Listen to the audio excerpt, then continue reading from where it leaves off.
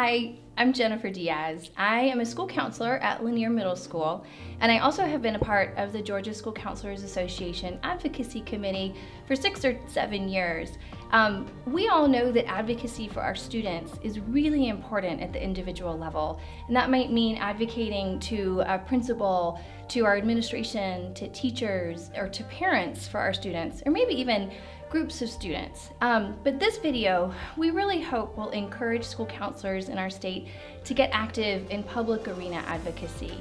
This is where we get outside of our building, outside of our comfort zones, and we talk to, maybe it's elected officials, maybe it's the school board, maybe it's the local city council, maybe it's our Georgia House of Representatives, or even our senators. And these are folks that make decisions for our students that impact what we do and impact their lives. This is important because we know that the history of our profession really has come out of legislation. In the early 1900s, our country's priorities were really about economic growth and national security. So there was a big focus on career development and vocational guidance. And I know I'm going to use the G word in this. But we moved to 1956, and it was the National Education Defense Act.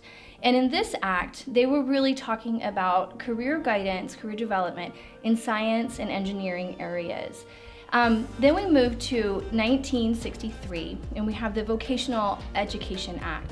This is the first time that federal funds were dedicated to career guidance. And that went for career guidance programs, it went for guidance counselors, it went for guidance supervisors. So these things were important. When asked about advocacy and why it's important, my immediate response is, well, why not? Advocacy is the medium through which change can take place, not only at the local level, but also at the state and national levels. But advocacy is very dear to my heart because it wasn't so long ago when I was the only full-time school counselor at my school. I shared my time with a colleague who was divided across schools. And so my colleague's responsibility was about 100 students at my school, plus a whole other building. It was very difficult for my colleague to maneuver across buildings. However, that inevitably left me with the bulk of the work, especially in their absence. Needless to say, I felt like I was not serving my students appropriately or meeting their needs. And as a result, I took it upon myself to ramp. And through that process, I was able to collaborate with stakeholders and decision makers, which led to a great change in my school. We ended up securing a second full-time school counselor. And our students and our families were able to get the service and the care and the effectiveness that they needed. And that's the beauty of advocacy. It has the power to change things. It has the power to move things forward. When I first started, our school to school counselor to student ratio was almost 750 to 1. And we couldn't do a lot of the individual and group counseling and things we wanted to do with our students. So how do we change that? We hired a lobbyist. We started to advocate for ourselves. We started to educate our superintendents, our principals, our legislators on what school counselors do and how vital they are to our school environment, how vital they are to helping our students have emotional and social and behavioral support within the academic community. I know that a lot of people don't like to reach out and say what they do and toot your own horn, but you have to get a place at the table. And the way you do that is to advocate, is to go to the Capitol, is to talk to legislators and tell them what we do and how we make a difference. I'm going to encourage you to jump out of your comfort zone and talk about all the wonderful things you are able to do for your students, your parents, and your schools. As school counselors, we know that it's important to make sure that we speak up because it's part of our national standards and competencies and even our ethical standards to make sure that we're advocates for our students. And not just advocates on an individual level, but we need to be social justice advocates so that we're speaking up for things that our students are experiencing, societal pressures, and what's going on in the world today. So it's our job to make sure that we're speaking up for students. Advocacy at the local level has a certain tone and look to it. When we think of advocacy at the local level, that is if a student is going through any kind of social, emotional, it could be a home situation, it could be a situation where a student is going through academic situation. And being able to advocate and speak on behalf of that student on the micro level. It could be a student who is struggling in math, and being that person that would intercede for that student, speaking to their teachers, speaking to their parents, and being able to work along with them and build that relationship to help them be successful. That's advocacy at the micro level. There's also advocacy at the macro level, and that is where, as counselors, it is extremely important to see the work that we do as social justice advocates, to see the work that we do as beyond the school building, right? It's not only in the local school, it's not only in the classrooms, but what happens to our students' home life? What happens to our student community? What is happening in their state? What are those laws and things that are happening? What are those societal norms, those society ills perhaps, that are going on that is causing a backlash? It could be causing a heartache for our students. So at that macro level, it really pushes us as counselors to sometimes get outside of our comfort zone, get outside of our offices, get outside of our school building, and go to the local governmental offices and speak to the mayors and go to state capitol buildings and be able to lobby for changes that would directly affect the students that we work with. So advocacy indeed looks different in those two spheres, at the micro level as well as at the macro level. So I know as school counselors, when we talk about advocacy, especially at the state level, that can sound really daunting because we're talking to legislators, and it can also put us in a place where we feel like we're not sure exactly what we're supposed to say or how to say it. But I have had the experience of talking to individual legislators as well as in our state capitol on the floor with the House of Representatives. And what I've learned from that is that they are absolutely interested in how they can support us as educators. They want to know what school counselors do, how we make an impact on students, what we need from them. And we all know how to talk about that. We know our positions, we know our roles as school counselors, we know what our students and our schools are experiencing, and that's what they want to know from us. And they want to know how they can help.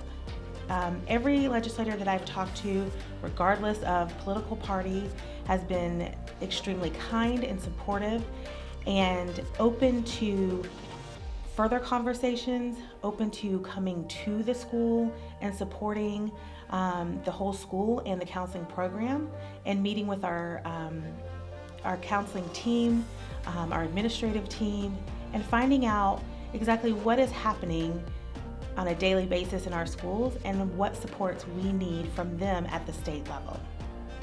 I recently finished my dissertation, and during this study, I actually was able to interview school counselor advocates, school counselors that are working in the public arena level from all over the country. Through my research, the data really revealed several themes that came up for these school counselors that are doing this work. The first theme really was a legislative learning curve. And that means that school counselors have to learn how to function within the world of legislation. We have to learn how to read legislation. We have to learn how it's written. We have to learn the policies and the procedures. Sometimes it happens really quickly. Sometimes it takes multiple years for policy to be written, for legislation to be written. It's important for us to know who the legislators are, which legislators are important, why are they important, what's important to them, so that we know how to speak to them so that they'll hear our message. That's a hard thing to learn, and it feels like a massive amount of information for school counselors to have to learn, because that's just not part of our normal school day. But it is something that we can do. Over time, school counselors that do this work really start to build confidence in their abilities. One, because you realize, I'm just talking about being a school counselor. I'm talking about what I do every day, and that's something that we can easily talk about. One of the other things that happens is that school counselors figure out that these legislators are just human beings, just like us. And they actually want to hear our voice. They want to hear our expertise. They want to know what we know about students and what their students are experiencing in their constituencies. They want to know from us what we have to tell them. What does advocacy look like outside of the school building is being able to be bold and standing up for things that maybe you thought at first that it doesn't really fit our role, but going down, looking inside of you and thinking, why did I choose this profession? Was I trained to be a guidance counselor, and have I evolved into the school counseling role of how everything that goes around with a student affects them? So how do we advocate that outside of the school building? Is staying informed, educating yourself, meeting people, being okay to reach out and to people that you may not be comfortable with at first, but just getting to know people. And I'm big on relationship building, whether it be inside or outside of the school building. School counselors are trained obviously with counseling skills, but I don't think a lot of school counselors think about the fact that their counseling skills translate to advocacy work, including legislative advocacy work. A lot of the work that goes into legislative advocacy in particular is about relationship building, and that includes not only conversations that you might have with legislators, but it can be conversations that you have with school board members, community policymakers, things like that.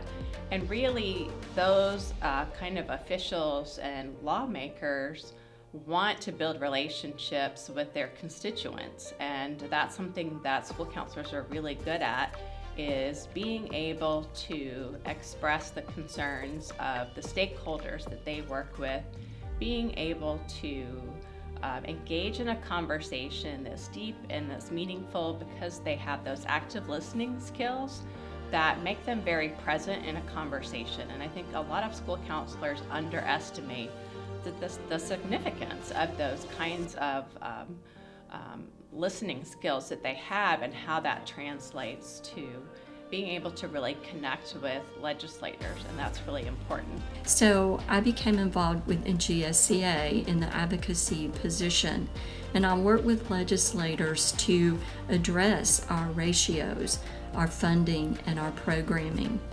And there were times that I felt like no one was listening, that we would go to the Capitol, talk to legislators, and sometimes I felt like they just didn't understand or perhaps appreciate what we were talking about.